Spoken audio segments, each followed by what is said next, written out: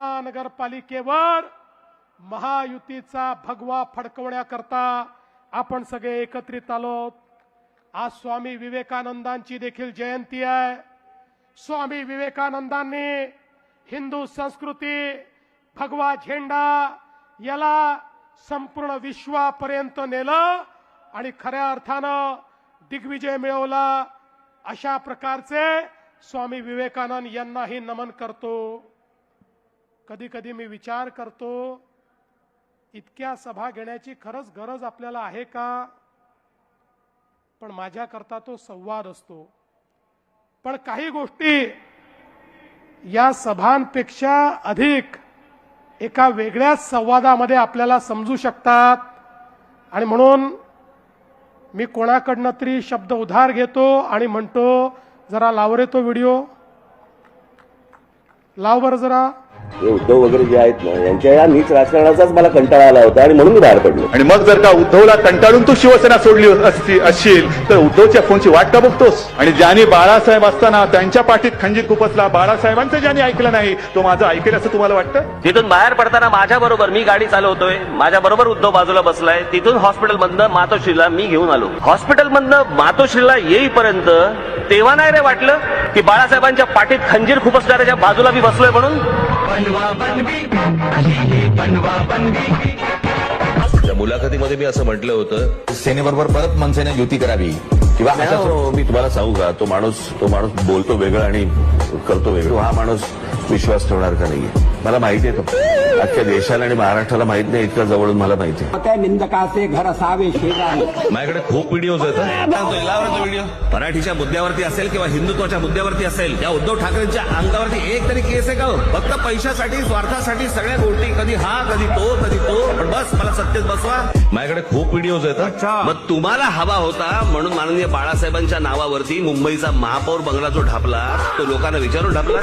माझ्याकडे खूप व्हिडिओज आहेत। जे खोके ओरडत आहेत त्यांच्याकडे कंटेनर्स आहेत। कोविड पण नाही सोडला त्यांनी।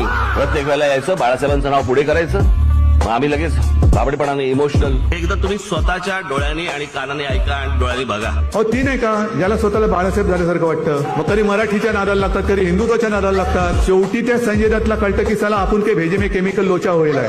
अरे तू कोण आहे? तू कोण? वल्लभभाई पटेल काय महात्मा गांधी? तू कोण आहे की मी बोलतोय ना? अरे मी बोलतोय ना, काय लॉजिक आहे? बघा परिस्थिती काय होती। वो नेता नाम ले लो, वो क्या नेता है क्या? अरे वो तो सब मिली जुली सुपारीबाज है सभी।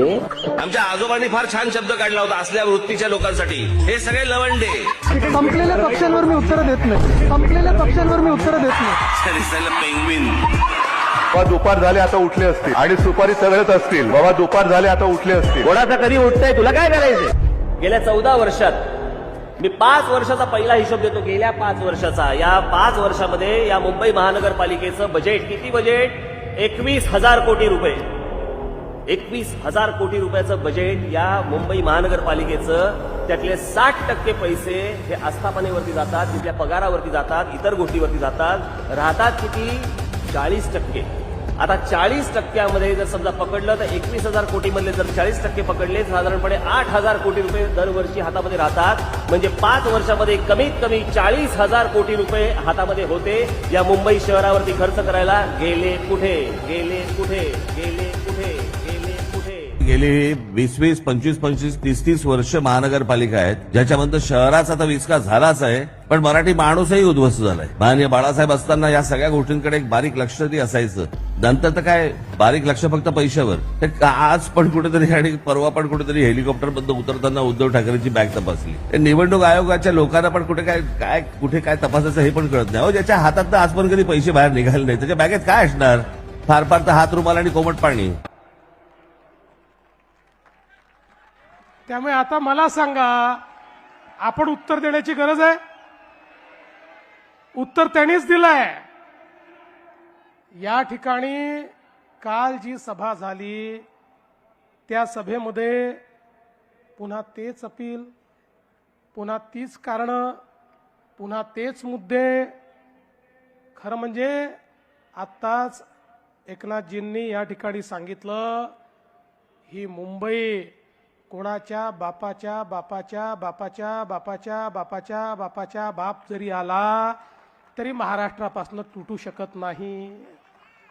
पण बंधू भगिनींनो, माझा तुम्हाला सवाल आहे, अरे तुम्हाला जर आज मराठी माणूस या ठिकाणी कुठेतरी अडचणीत दिसतोय, मराठी माणसावर खतरा दिसतोय, तर 30 वर्ष तुम्ही काय कंचे खेळत होतात?